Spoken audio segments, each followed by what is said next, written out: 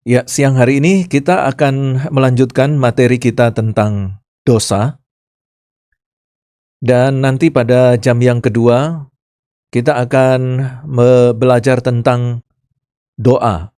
Jadi, dosa dan doa. Kenapa saya mengambil waktu lebih banyak tentang dosa? Karena memang materi tentang dosa ini begitu sangat populer dalam dunia kekristenan, dalam segala aspek pembicaraan kita tentang kekristenan selalu menyangkut dosa. Nah, mari kita melihat arti dari dosa menurut sudut pandang dari Paulus.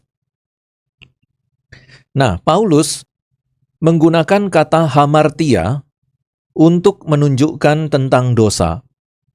Dan kata hamartia ini digunakan secara umum dalam pengertian perbuatan-perbuatan dosa dan dipakai terkadang dalam bentuk jamak, terkadang juga dalam bentuk tunggal. Bentuk jamak dari kata itu sering terdapat dalam tulisan-tulisan yang merupakan kutipan-kutipan perjanjian baru. Nah, ini kita bisa lihat di dalam Roma 4 ayat 7, Roma 11 ayat 27, Kolose 1 ayat 14. Nah, Paulus menggunakan istilah pengampunan dosa dalam Galatia 1 ayat 4, itu terdapat gagasan mengenai bagaimana Tuhan Yesus Kristus menyerahkan dirinya karena dosa-dosa kita. Dalam ayat ini bentuk jamak hamartia mengungkapkan keseluruhan dosa secara umum. Jadi, kalau kita bicara tentang dosa seperti tadi disebutkan, bahwa dosa itu terkadang disebut dalam bentuk tunggal, tetapi terkadang juga disampaikan dalam bentuk jamak. Kalau di dalam bentuk jamak, seperti terdapat dalam Galatia 1 ayat 4, di mana Tuhan Yesus menanggung dosa-dosa kita, maka ternyata di situ dapat disimpulkan bahwa dosa itu terakumulasi. Jadi, dosa itu terkumpul dan dihitungnya akan pasti semakin bertambah. Jadi terkumpulnya itu bukan dalam pengertian terkumpul yang tidak bisa dihitung, tetapi terkumpul dalam hitungan yang semakin bertambah. Misalnya, satu buah apel dikumpulkan lagi menjadi banyak apel. Nah, begitupun juga dengan dosa. Jadi di dalam konsep dosa ini, kita melihat bahwa dosa itu bukan satu tetapi besar, tetapi banyak dan terkumpul menjadi satu. Nah, sekarang persoalannya adalah dosa itu terkumpul di mana? Apakah terkumpul di dalam diri kita? Ataukah dia hanya terkumpul di dalam memori? Nah, ada satu analogi yang menarik di sini berkaitan dengan terkumpulnya dosa. Seperti ada di dalam komputer itu ada ruang penyimpanan. Nah, kalau kita belajar tentang ruang penyimpanan di dalam komputer, itu sekarang sudah banyak bermacam-macam. Ada ruang penyimpanan yang disebut dengan ruang penyimpanan internal. Jadi di dalam komputer sendiri, itu sudah ada ruang penyimpanan, misalnya hard disk internal. Tetapi sekarang juga ada hard disk eksternal. Bahkan dalam perkembangan yang semakin canggih, ruang penyimpanan file itu dia ada juga yang disebut dengan penyimpanan cloud, ya, penyimpanan awan. Jadi tidak disimpan di sampingnya hard disk, ya, tidak juga disimpan di dalam tidak disimpan di sampingnya komputer berupa hard disk eksternal, ya, seperti ini ya contohnya. Nah, ini hard disk eksternal. Ini kapasitasnya 2 terabyte. Harganya kurang lebih 1,3 juta. Nah, jadi ini penyimpanan eksternal. Ada juga hard disk yang ada di dalam laptop atau komputer, itu penyimpanan internal. Nah, sekarang lebih canggih lagi, penyimpanannya itu di satelit, di cloud. Jadi ketika kita terhubung dengan cloud, maka kita bisa menyewa ruangan di cloud itu berapa terabyte. Nah, nanti semakin besar sewanya juga semakin mahal. Nah, jadi pada saat kita menyimpan file-file kita bisa simpan di satelit di luar angkasa. Begitu. Nah, ini hanya semacam analogi. Nah, sekarang kita kembali kepada topik dosa yang dalam jumlah jamak ini. Bahwa dosa itu dia terakumulasi. Yang dimaksudkan terakumulasi itu terkumpul dan jumlahnya terhitung bertambah banyak. Itu terakumulasi. Nah, sekarang persoalannya tersimpan dosa itu tersimpan di mana? Apakah dosa itu tersimpan di dalam tubuh kita? Dosa itu tersimpan di samping tubuh kita? Ataukah dosa itu tersimpan di alam supranatural yang kita tidak tahu, tetapi tempat penyimpanan dosa itu adalah milik kita, gitu. Nah, ini adalah pertanyaan yang sangat sulit untuk dijawab. Pertanyaan yang sangat sulit untuk dijawab. Karena Alkitab tidak memberikan penjelasan dosa itu tersimpan di mana. Alkitab tidak memberikan penjelasan. Tetapi ilmu psikologi dapat memberikan penjelasan dosa itu tersimpan di mana. Nah, masalahnya adalah ketika kita menggunakan ilmu psikologi untuk menjawab pertanyaan ini, nah di sini agak sedikit berbahaya. Karena apa? Karena ilmu psikologi itu adalah ilmu pengetahuan yang tercipta di luar dari firman Tuhan. Jadi ilmu psikologi itu adalah ilmu yang bertumbuh dan berkembang di luar Alkitab.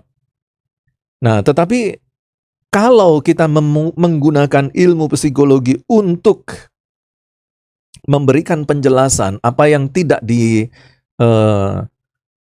oleh Alkitab, saya pikir dalam pendapat saya secara pribadi ya, saya pikir sah-sah saja untuk menghubungkan antara, atau bahasa teknisnya itu mengintegrasikan antara teologi dengan psikologi.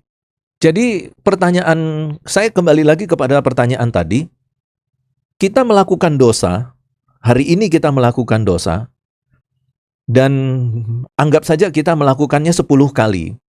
Nah, pertanyaannya 10 kali itu dosa itu tertumpuk di mana? Ya, tidak ada seorang hamba Tuhan pun yang pernah mengkhotbahkan dan memberikan penjelasan dosa itu kalau sudah tertumpuk, terkumpul, itu ada di suatu tempat, di mana tempat itu tidak ada yang pernah memberi penjelasan. Tetapi kalau di dalam Galatia 1 ayat 4, jelas bahwa ada dosa yang begitu banyak yang telah ditebus oleh Tuhan Yesus Kristus di atas kayu salib. Tetapi di mana tempatnya? Kita manusia tidak tahu, tetapi Tuhan Yesus tahu di mana tempat dosa-dosa kita itu. Dosa itu tidak nampak, tetapi dia fakta, dia nyata. Sama seperti angin, udara. Udara itu tidak nampak, tetapi dia nyata, dia ada. Kita bisa rasakan adanya angin itu kalau misalnya kita pasang kipas angin. Tubuh kita bisa merasakan kehadiran angin itu. Nah, begitu juga dengan Roh Kudus. Begitu juga dengan dosa. Dosa itu tidak tampak, tetapi dosa itu nyata. Nah, tetapi bagaimana caranya kita bisa mengidentifikasi di mana dosa itu, menelusuri tempatnya, terkumpulnya dosa. Sehingga kalau dosa itu kita tahu tempatnya, ya, kita bisa tahu itu jenis-jenis dosa ada di situ. Sama seperti kalau kita mengumpulkan file-file kita di salah satu folder. Ya, kalau kita tidak tahu tempatnya folder, kita nggak tahu isinya itu, isi folder itu file apa saja. Tapi kalau kita ketemu foldernya, kita buka foldernya yang ada di komputer, di dalamnya itu kita bisa lihat semua nama-nama filenya. Nah, seandainya saja kita bisa ketemu satu tempat di mana letaknya disimpan semua dosa-dosa kita, tentu kita bisa langsung buka tempat itu dan kita bisa membaca itu dosa apa saja yang sudah ada di tempat itu. Itulah dosa yang sudah pernah kita lakukan. Nah, tetapi ternyata kita tidak memiliki kemampuan sampai ke sana. Dan Alkitab juga tidak memberikan penjelasan secara terang benderang. Dosa itu tersembunyi di mana? Tersimpan di dalam folder apa di dalam kehidupan kita. Nah, kalau kalian ada yang tahu, bisa menjawab sekarang, tetapi bukan jawaban asumsi ya. Jadi jawaban asumsi itu pikir-pikir dengan otak sendiri, dikira-kira, oh mungkin di sini Pak. Itu lebih baik enggak usah menjawab kalau kayak gitu. Dan jawaban itu harus jelas dan memiliki argumentasi teologi, dan kalau perlu hasil eksegese kita, itu bagus sekali. Tapi kalau hanya berdasarkan kira-kira, asumsi, jangan, lebih baik enggak usah menjawab. Karena kalau kita jawab dengan jawaban asumsi itu malu-maluin. Nah, tetapi seperti tadi saya katakan, ketika kita mengintegrasikan antara teologi dengan psikologi, maka kita dapat menemukan di mana letaknya dosa itu. Nah, secara garis besar, saya katakan dalam sudut pandang atau dalam perspektif ilmu psikologi, dosa itu ada di alam bawah sadar kita. Dosa itu ada di alam bawah sadar kita. Dia berupa sebuah nilai yang terkumpul, nilai-nilai negatif yang memiliki dampak rusak. Jadi dia itu semacam virus, ya. Virus itu bukan dalam pengertian kalau di komputer itu virus itu bukan seperti virus atau bakteri yang kita bisa lihat di mikroskop. Ya, virus yang di dalam komputer itu adalah semacam rumus fisika, rumus matematika di situ, rumus kalkulus. Jadi dengan rumus itu, maka semua yang ada di dalam komputer kita itu bisa dirusak dengan rumus itu. Nah, rumus itulah yang kemudian kita identifikasi sebagai virus. Nah, seperti itulah kalau kita menganalogikan dosa, bahwa dosa itu dia bukan sesuatu yang bisa kita lihat dengan mikroskop, saking kecilnya atau bagaimana. Tetapi dosa itu semacam sebuah nilai yang memiliki dampak rusak yang luar biasa. Dan ketika nilai itu terdapat di dalam tubuh manusia, maka nilai itu, kehadirannya, nilai dosa itu, kehadirannya menjadi seperti virus yang dapat merusak pikiran, perasaan, kehendak kita. Oke, nah sekarang saya akan sedikit memberikan gambaran tentang di mana letaknya dosa itu tersimpan, dan kita akan melihat di papan tulis dengan apa yang sudah saya sudah catatkan di papan tulis. Pertanyaan tadi akan sulit terjawab kalau kita lihat dari sudut pandang teologi saja. Tetapi ketika kita mencoba untuk mengintegrasikan antara teologi dengan psikologi, maka sedikit banyak kita mendapatkan gambaran di mana letak dosa itu tersimpan. Sekarang kita lihat keadaan jiwa manusia. Nah, menurut teori psikoanalisa Sigmund Freud, manusia itu dibagi menjadi, keadaan jiwa manusia itu dibagi menjadi 3. Ya, kalau kita melihat di dalam gambar segitiga ini, inilah contoh atau gambaran jiwa manusia. Yang paling atas itu alam sadar, kemudian ada di bagian tengah, tidak terlalu besar ruangannya, itulah ambang sadar, yaitu batas antara sadar dan bawah sadar manusia. Dan seringkali ambang sadar ini yang kemudian menjadi penyebab dari semua mimpi-mimpi kita. Kemudian di segitiga paling bawah yang berwarna kuning, inilah jiwa manusia yang disebut dengan alam bawah sadar. Di mana sebagian besar hidup manusia, ya, maksudnya hidup itu segala sesuatu yang menghidupi kehidupan manusia, ya. Seluruh aktivitas, cara berpikir, gerak-gerik kita, dan lain sebagainya, itu ada di bagian yang warna kuning, alam bawah sadar. Itu berarti bahwa ruangan alam bawah sadar kita itu jauh lebih besar daripada alam sadar. Kalau alam sadar itu dipresentasikan kurang lebih ada 25% Sedangkan untuk alam bawah sadar, itu presentasinya bisa sampai 75%. Itu berarti bahwa alam bawah sadar manusia menurut psikologi psikoanalisa Sigmund Freud itu sangat mempengaruhi seluruh kehidupan kita. Ya, tingkah laku, kehidupan, nilai-nilai kehidupan, apa saja segala sesuatu yang berkaitan dengan kehidupan. Nah, sekarang mari kita lihat tentang dosa. Ketika kita bicara tentang dosa, maka ada sesuatu yang harus kita sadari bahwa dosa ini memiliki beberapa penyebab. Ya, yang pertama adalah peran dari iblis. Kita tahu bahwa iblis ini memiliki satu pekerjaan yang tidak akan pernah lepas dari dirinya, yaitu berusaha untuk menghancurkan orang-orang Kristen, anak-anak Tuhan. Dan peran dari iblis ini adalah menabur fakta-fakta demonis. Nah, apa yang dimaksudkan dengan fakta-fakta demonis? Jadi, iblis ini dia menaburkan semua nilai-nilai kehidupan yang berbau dosa. Kalau nilai-nilai kehidupan itu ditangkap oleh manusia, dan manusia kemudian mengeksekusikannya, menindaklanjutinya, itu maksudnya mengeksekusi. Jadi, iblis menebarkan nilai-nilai hidup, fakta-fakta demonis, nilai-nilai hidup yang sudah tercemar oleh dosa.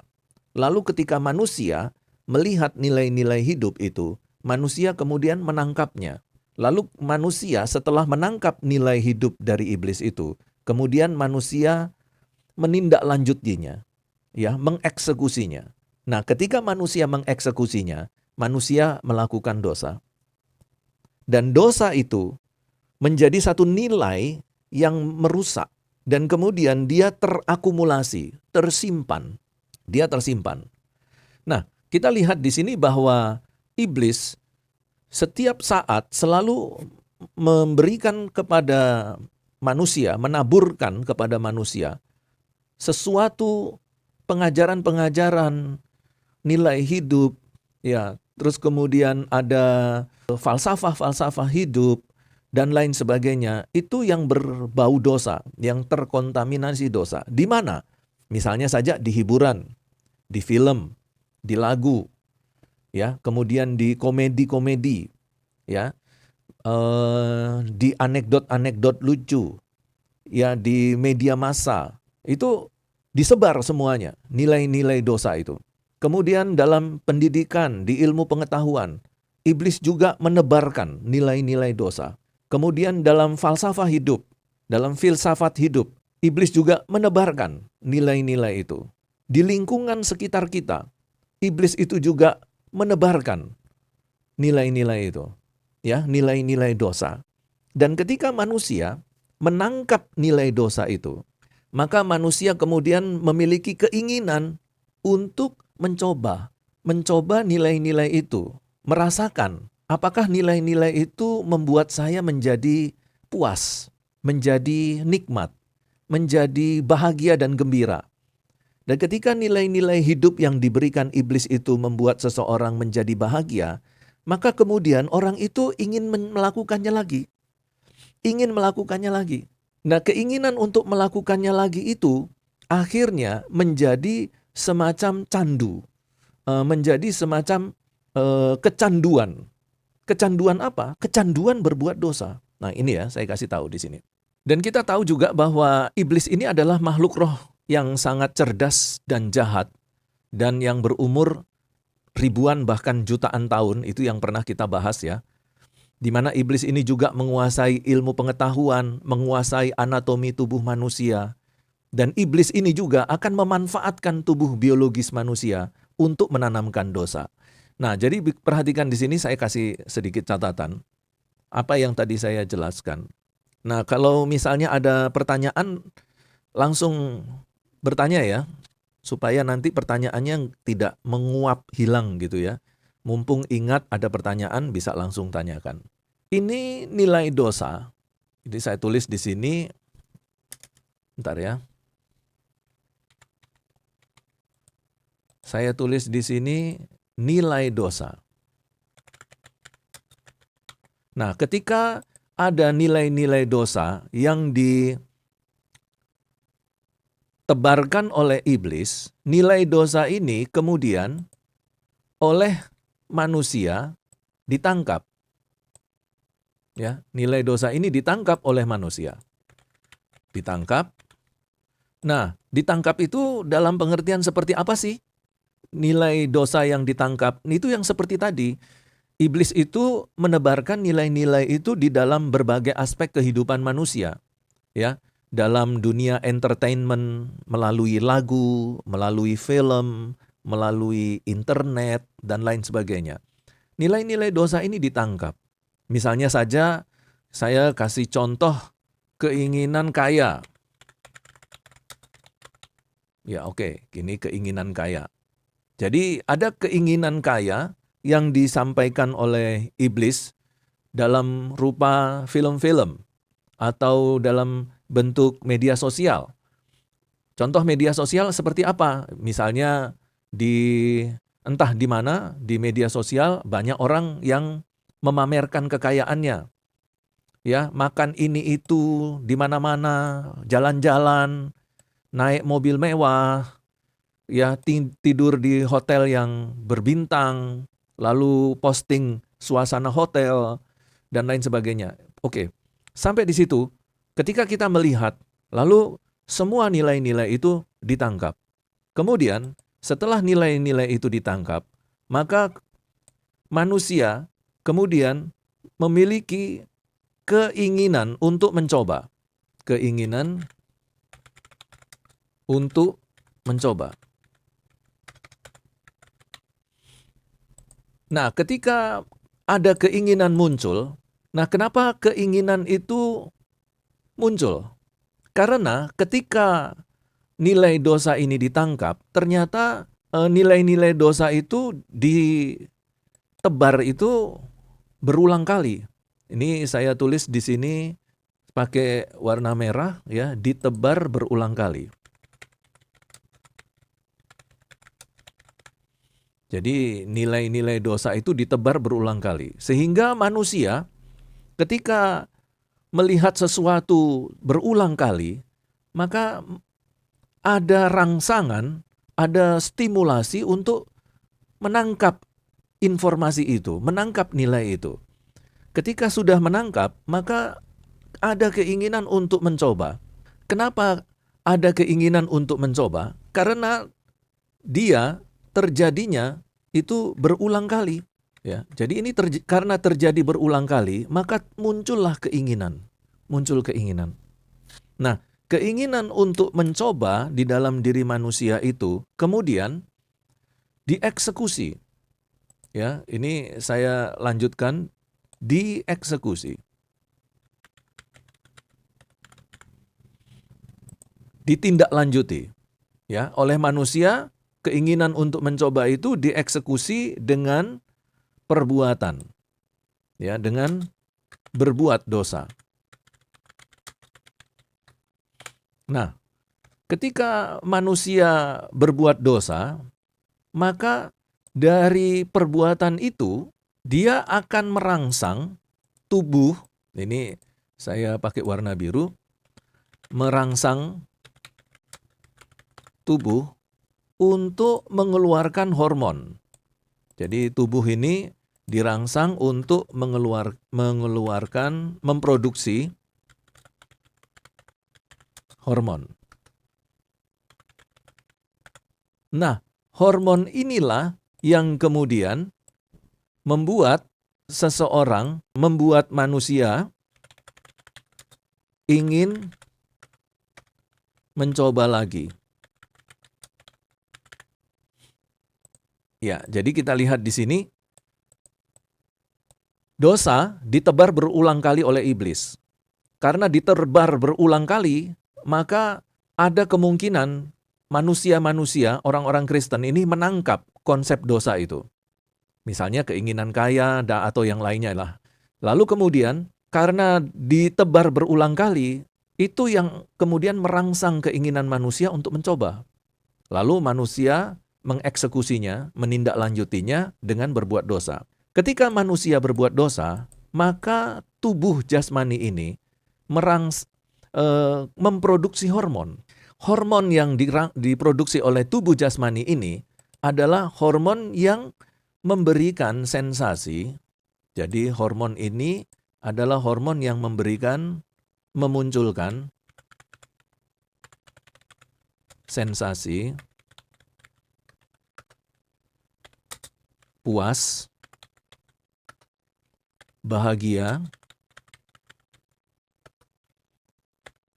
rileks, kemudian puas, bahagia, rileks, apalagi kira-kira ini. Jadi dia memunculkan sensasi ini.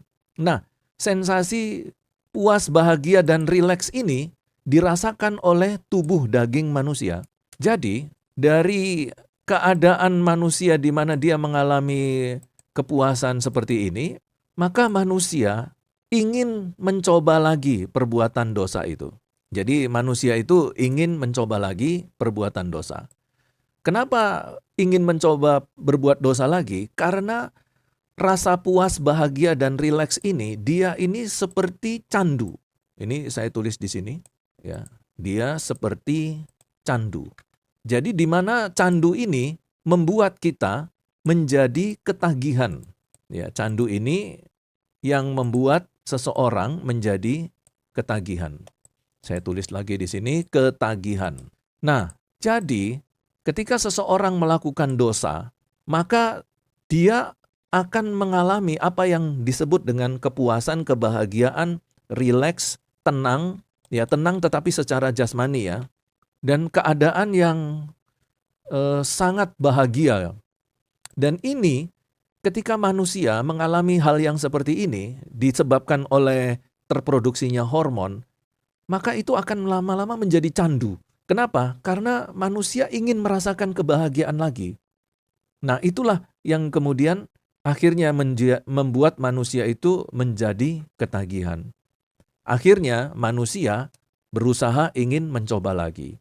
Nah, ketika manusia mencoba terus melakukan dosa, mencoba lagi itu mencoba apa? Ya, melakukan dosa lagi, perbuatan. Nah, ketika dia mencoba untuk terus melakukan perbuatan dosa, secara dia tidak sadari, dia telah melakukannya lebih daripada 20 kali. Jadi, aktivitas berbuat dosa itu telah dia lakukan sebanyak 20 kali lebih. Nah, persoalannya adalah ketika sesuatu yang kita kerjakan yang didasarkan pada kepuasan, kebahagiaan, rileks, tenang itu lebih dari 20 kali, maka semua yang dilakukan lebih dari 20 kali itu akan masuk ke alam bawah sadar. Masuk ke alam bawah sadar. Nah, disinilah tempatnya dosa. Nah, jadi kalau kita lihat sekali lagi, supaya kita semakin mudeng ya, untuk bisa semakin mudeng itu harus berulang kali dijelaskan. Belajar itu harus berulang kali, jadi jangan bosan-bosan ya. Jadi nilai dosa itu ditebarkan oleh iblis berulang kali. Karena ditebar berulang kali, memunculkan rasa keinginan untuk mencoba. Akhirnya ditangkap oleh manusia. Nah, saya berpikir bahwa ketika ular itu menggoda Hawa, dia bukan menggoda satu kali. Ya, Alkitab tidak memberikan penjelasan, tetapi menurut saya, godaan dari si ular itu dilakukan berulang kali.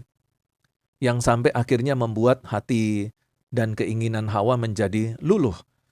Dan akhirnya ditangkap dan kemudian memunculkan keinginan untuk berbuat dosa, dieksekusi sebagai satu perbuatan dosa, dan ketika seseorang melakukan perbuatan dosa, tubuh ini dirangsang untuk memproduksi hormon. Dan hormon yang terproduksi di dalam tubuh ini memunculkan sensasi rasa puas, bahagia, rileks, tenang di dalam kedagingan manusia. Dan ini akan menjadi candu dan manusia menjadi ketagihan. Manusia karena ketagihan, manusia ingin mencoba lagi. Apa yang ingin dicoba? Melakukan dosa yang menyebabkan kepuasan, kebahagiaan, rileks, dan tenang. Dan ketika ini dilakukan 20 kali, dosa ini masuk ke alam bawah sadar. Kalau kita perhatikan gambaran ini, maka ketika kita masuk ke dalam penjelasan yang bagian ini, kita sudah semakin mudeng. Nah, ini kita perhatikan bahwa peran iblis, dia menabur ya segala sesuatu yang berkaitan dengan dosa di film, lagu, komedi, pendidikan, di dalam falsafah hidup, di lingkungan hidup kita, dan dia menebar terus-menerus. Dan akhirnya manusia melakukan lebih dari 20 kali. Nah, ketika sesuatu itu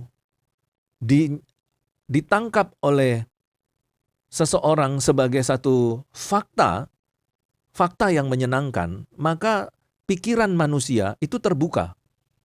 Ya, terbuka untuk menerima fakta itu, keberadaan itu. Apa saja? Ya, nilai hidup, filsafat hidup, ya, pelajaran-pelajaran, nasihat-nasihat negatif, ya, percakapan orang, apa saja. Nah, itu ketika dilihat sebagai sesuatu yang menyenangkan, maka pikiran itu membuka dirinya dan membawa masuk fakta-fakta dosa itu. Jadi, ketika sesuatu itu sudah ada di alam sadar, dan ketika itu terjadinya 20 kali, maka semua yang tadi, konsep-konsep dosa dan perbuatan-perbuatan dosa yang ada di alam sadar, dia masuk ke bagian jiwa manusia yang 75% di alam bawah sadar. Ini ada marah, ada bohong, ya, kemudian ada memfitnah, ada munafik, dan lain sebagainya. Itu masuk ke alam bawah sadar. Dan dosa masuk ke alam bawah sadar ini diproses. Kenapa? Karena dia dinikmati. Dan itu harus memberikan kesan lebih dari 20 kali. Baru dia masuk ke alam bawah sadar. Ketika dia masuk ke alam bawah sadar, maka dosa itu telah menjadi satu kebiasaan. Dosa itu telah mendarah daging. Dan kita ingat di dalam Matius 26 ayat 41, di situ dikatakan bahwa dosa itu, daging itu lemah. Jadi itulah yang pada akhirnya membuat bahwa diri seseorang itu tidak mampu lagi untuk menghindari dosa. Kalau dosa itu sudah masuk ke alam bawah sadar, ya. Kalau dosa itu sudah masuk ke alam bawah sadar, maka keinginan dosa itu pasti tidak akan terbendung. Sebanyak apapun firman Tuhan yang ada sebanyak apapun hal-hal baik, perbuatan baik, konsep-konsep baik yang ada di pikiran kita, itu tidak akan mampu membendung keinginan untuk berbuat dosa. Kenapa? Karena keinginan untuk berbuat dosa, persentasinya itu 75%. Keinginan untuk berbuat dosa itu persentasinya 75%. Nah, sedangkan alam sadar itu hanya 25%. Jadi ketika kita mendengarkan firman Tuhan, kita mengingat firman Tuhan, kita berpikir tentang firman Tuhan, itu keberadaannya di dalam jiwa kita hanya 25%. Nah, sedangkan konsep dosa dan dosa itu sendiri sudah tertanam di dalam alam bawah sadar kita, itu kekuatannya 75%. Jadi apa yang diinginkan oleh daging, itu selalu akan diusahakan tercapai. Apa yang menjadi keinginan dosa, selalu diusahakan oleh manusia itu untuk dilakukan. Karena dorongannya itu begitu besar, 75%. Dan keadaan ini diketahui oleh Tuhan Yesus. Makanya ketika Tuhan Yesus ada di Taman Getsemani, Tuhan Yesus memberikan nasihat kepada murid-muridnya. Tuhan Yesus berkata, roh memang penurut, tetapi daging itu lemah. Ya, dagingmu itu kalau sudah dikuasai oleh dosa, kekuatannya 75%. Ya, sekuat apapun roh itu berbicara, daging itu akan membuat manusia itu menjadi lemah dan akhirnya berbuat dosa. Itu yang dimaksudkan oleh perkataan Tuhan Yesus. Roh itu memang penurut, tetapi daging itu lemah. Kenapa? Karena ketika daging itu dikuasai dosa, kekuatan untuk melakukan dosa itu 75%. Sehingga semua konsep-konsep baik yang ada di dalam pikiran kita, itu semuanya dikalahkan oleh keinginan dosa yang kekuatannya 75%. Nah, itulah yang kemudian saya katakan bahwa dosa itu terkumpul, terakumulasi di alam bawah sadar. Nah, Paulus menyebutkan dosa yang terkumpul, terakumulasi di dalam alam bawah sadar itu dikatakan dalam bentuk jamak, hamartia, ya, hamartiai.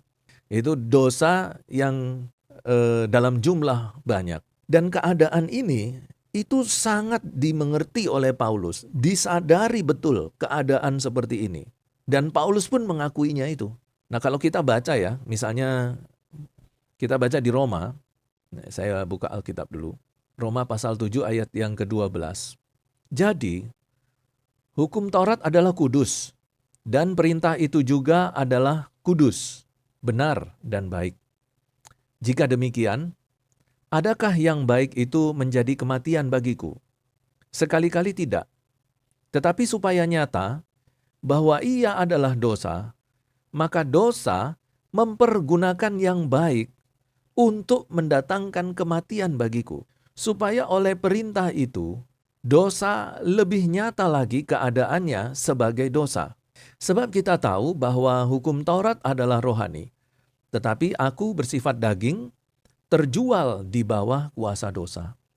Jadi perhatikan ini, kuasa dosa itu di samping dia ada di dalam alam bawah sadar yang menguasai jiwa manusia 75%, tapi kuasa dosa itu begitu luar biasa kekuatannya. Ya.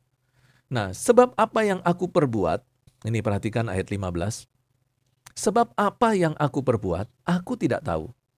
Karena bukan apa yang aku kehendaki yang aku perbuat, tetapi apa yang aku benci, itulah yang aku perbuat. Nah, ini perhatikan ayat 15. Sebab apa yang aku perbuat, aku tidak tahu. Nah, ini apa maksudnya? Paulus melakukan sesuatu, tapi dia tidak tahu apa yang dia lakukan. Apakah dia melakukannya secara sadar? Setiap kali apa yang kita lakukan secara sadar, kita pasti tahu apa yang kita lakukan. Tetapi ketika Paulus menyatakan ini, Paulus sebenarnya ingin memberitahukan kepada kita bahwa inilah yang disebut dengan konsep bawah sadar. Diri kita tahu bahwa berbuat dosa itu tidak boleh. Berbuat dosa itu dibenci oleh Tuhan. Tetapi keinginan untuk melakukan dosa itu begitu kuat. Sehingga semua yang tadi katakan jangan itu dosa, jangan itu tidak baik, itu akhirnya terkalahkan oleh keinginan yang begitu kuat dari dosa. Sehingga sepertinya Paulus itu merasakan bahwa ketika dia melakukan perbuatan dosa, seperti dia itu tidak mengerti. Dia berada di dalam alam bawah sadarnya yang kemudian menyetir dia untuk melakukan dosa. Karena bukan apa yang aku kehendaki, itulah alam sadar. Bukan apa yang aku kehendaki. Alam sadar Paulus kehendaki apa? Kehendaki berbuat baik, melakukan firman. Itu alam sadarnya.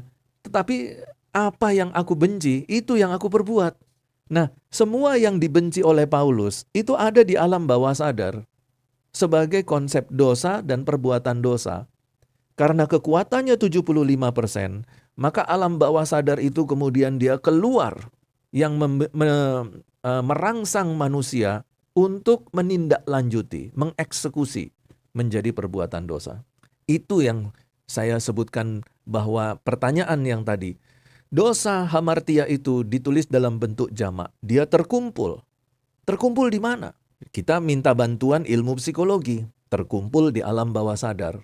Dan ketika dosa-dosa itu terkumpul di alam bawah sadar, maka dosa-dosa itu memiliki kekuatan yang dahsyat untuk mempengaruhi manusia.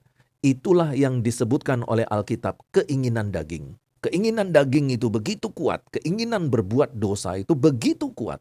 Sehingga sekalipun kita tahu firman Tuhan, kita tetap memaksakan diri untuk melakukan dosa. Dengan demikian, maka satu pertanyaan sulit sudah kita jawab. Nah, Paulus melihat bahwa hamartia ini begitu luar biasa dahsyatnya mempengaruhi diri manusia, kedagingan kita, yang kemudian membuat kita itu menjadi kecanduan. Kecanduan apa? Kecanduan untuk melakukan dosa. Oleh karena itu, kalau ada seseorang telah melakukan satu dosa, dan dia begitu menikmati perbuatan dosa itu, maka dapat dipastikan dia pasti akan kecanduan.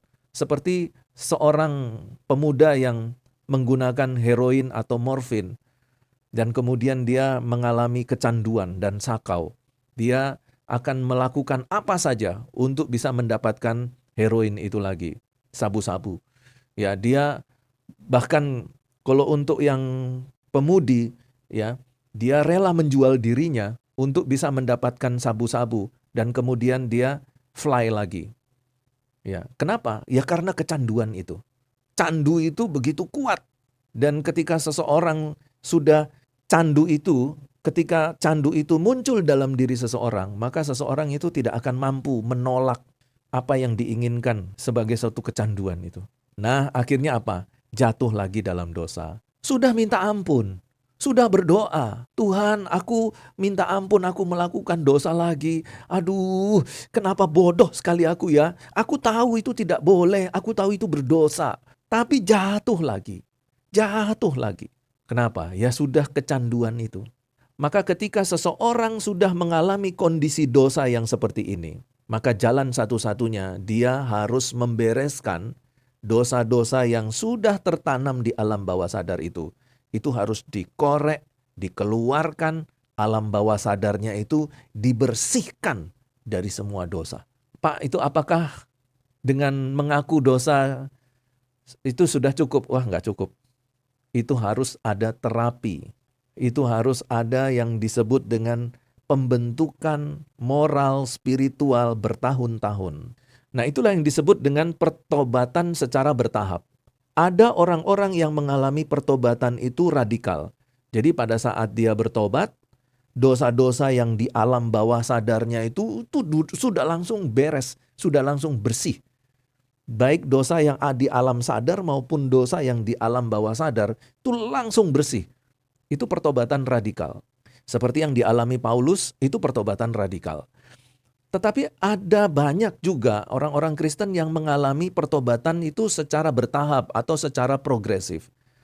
Jadi ketika dia bertobat, lahir baru, itu belum semua dosanya beres. Apalagi dosa-dosa yang di alam bawah sadar. Banyak yang belum diberesin. Nah, itu yang membuat walaupun dia sudah bertobat, dia masih melakukan dosa. Maka proses menyelesaikan dosa, mengeluarkan dosa dari jiwa manusia itu dilakukan secara bertahap, progresif.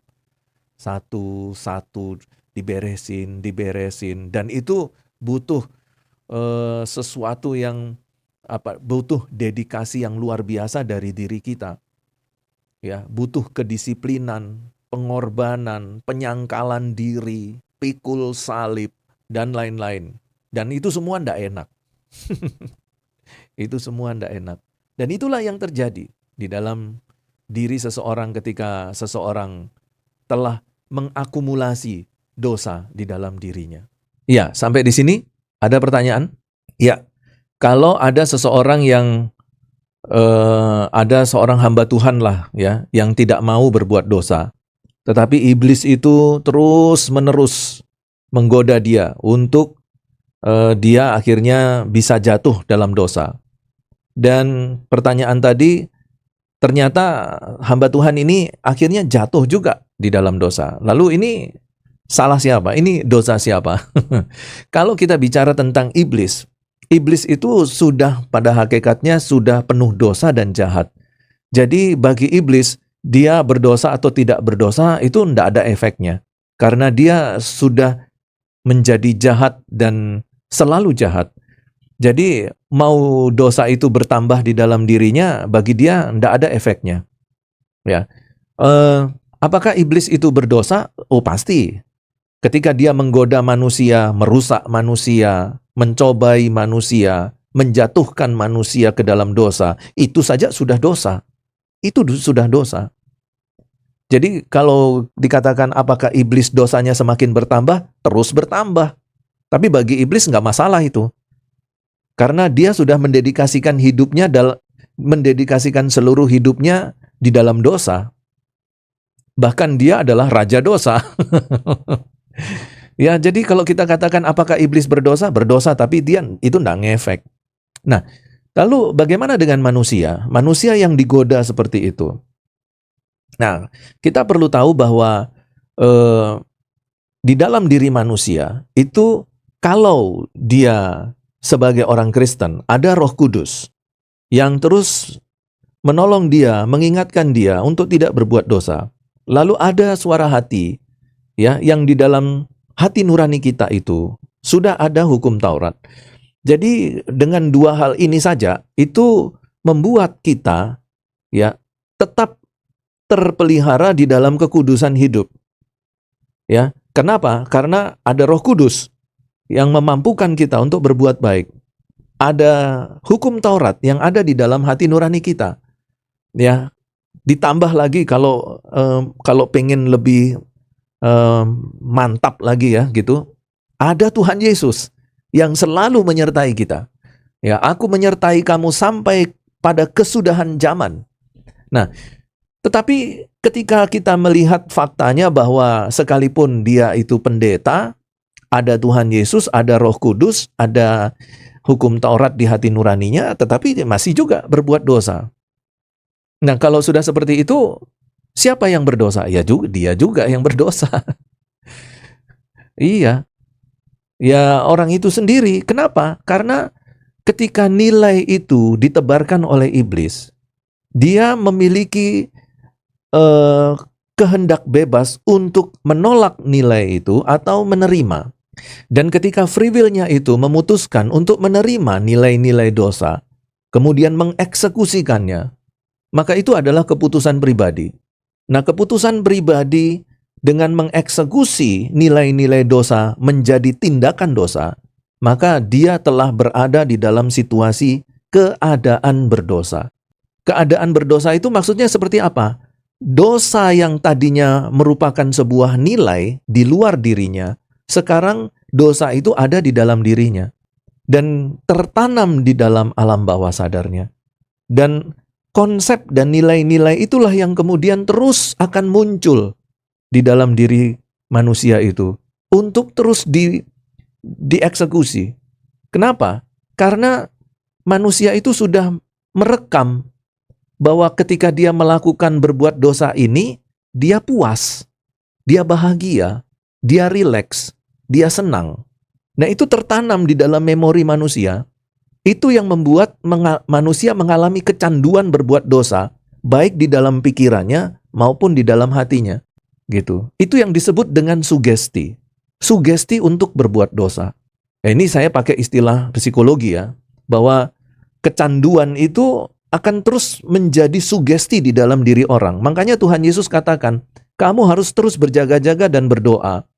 Sebab sekalipun roh itu penurut, tetapi jangan lupa, ketika dosa itu masuk di dalam daging manusia menjadi lemah. Selalu ingin melakukan dosa, selalu ingin melakukan dosa. Kenapa? Karena kecenderungan berbuat dosa itu 75% dalam jiwa manusia. Dorongan itu begitu kuat.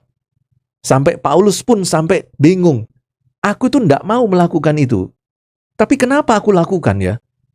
Itu karena dorongan 75% itu. Ada juga di dalam diri Paulus. Dan Paulus akui itu di dalam Roma 7 yang kita sudah baca di ayat 15. Nah, kemudian untuk pertanyaan yang kedua, bagaimana dengan orang bodoh yang tidak tahu kebenaran melakukan dosa?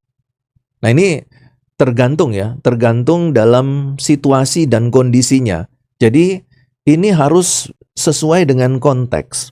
Misalnya saja, ada satu suku di pedalaman, dia tidak tahu bahwa membunuh itu dosa. Tetapi bagi suku itu, ketika dia membunuh musuhnya, dia menjadi pahlawan. Dan kemudian daging musuhnya yang dia bunuh, daging manusia itu, kemudian dimakan. Bahkan ada satu suku yang mengatakan bahwa konsep pengkhianatan itu adalah sesuatu yang mulia. Jadi kalau berkhianat, itu bukan melakukan dosa, tetapi itu melakukan kegiatan yang mulia.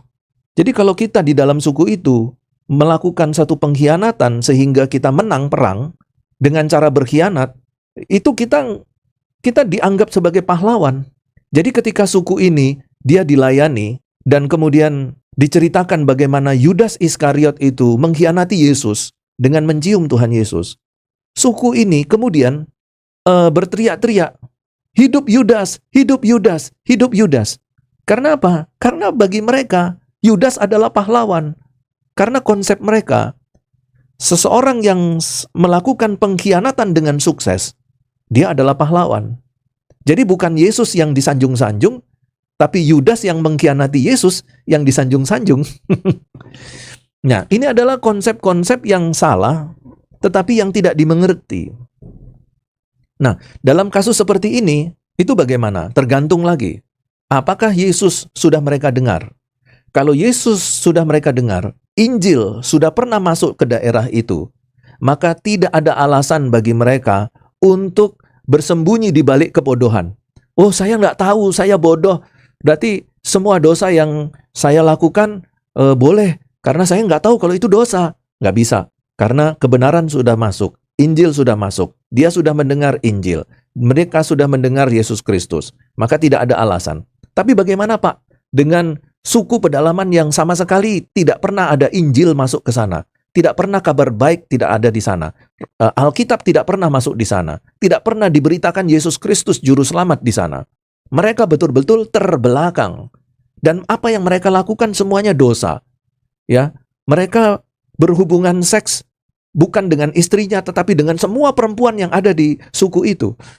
Mereka makan daging manusia, mereka membunuh, mereka mencuri. Semua yang dosa-dosa halal bagi mereka, Pak. Itu bagaimana, Pak? Nah, jawabannya adalah di dalam diri setiap orang, sejahat apapun orang itu, di dalam diri setiap orang sudah ditanam oleh Allah hukum Taurat. Nah, jadi hukum Taurat yang ditanam di dalam hati nurani seseorang, itulah yang kemudian akan menjadi ukuran bagi orang itu untuk dihakimi. Ketika orang-orang itu melanggar hati nuraninya, dan kemudian memaksakan dirinya mengikuti budaya, makan daging manusia, maka nanti dia akan dihakimi oleh hukum Taurat yang ditanam di dalam hati nuraninya. Dan saya pikir Allah itu akan sangat adil di dalam mengadili orang-orang dalam kasus-kasus seperti ini. Tetapi yang jelas bahwa Alkitab memberikan catatan berkaitan dengan kasus ini, yaitu bahwa hukum Taurat yang ada di dalam hati nuraninya, itulah yang akan menjadi ukuran untuk mengadili dia, untuk menilai dia. Apakah selama ini dia melakukan perbuatan baik atau tidak. Intinya begini, sejahat-jahatnya orang, sebenarnya di dalam hati nuraninya, itu sudah ada semacam nilai. Kalau membunuh orang lain, itu tidak baik. Itu sudah ada nilai itu. Nah, tetapi karena dia berada di dalam lingkungan budaya yang selalu memakan daging manusia dengan cara harus membunuh manusia itu. Nah, karena itu sudah menjadi budaya dan kebiasaan, mereka anggap itu bukan dosa. Sekalipun di dalam hati nuraninya, selalu ada yang mengatakan di dalam hati nuraninya, salahkah aku ini? Salahkah aku ini memakan daging manusia? Salah enggak sih? Itu pasti ada pertanyaan-pertanyaan seperti itu. Karena Allah itu tidak mungkin berdusta. Ketika Alkitab mengatakan, hukum Taurat ada di dalam hati nurani, maka sebenarnya hukum Taurat itu yang memperingatkan manusia untuk tidak melakukan kejahatan dan dosa. Tetapi manusia mengeraskan hati. Manusia lebih tunduk kepada budaya. Sehingga akhirnya di dalam ketidaktahuannya, dia melakukan semua kejahatan-kejahatan yang terkategori sebagai dosa. Begitu. Iya. Ada lagi pertanyaan yang lain?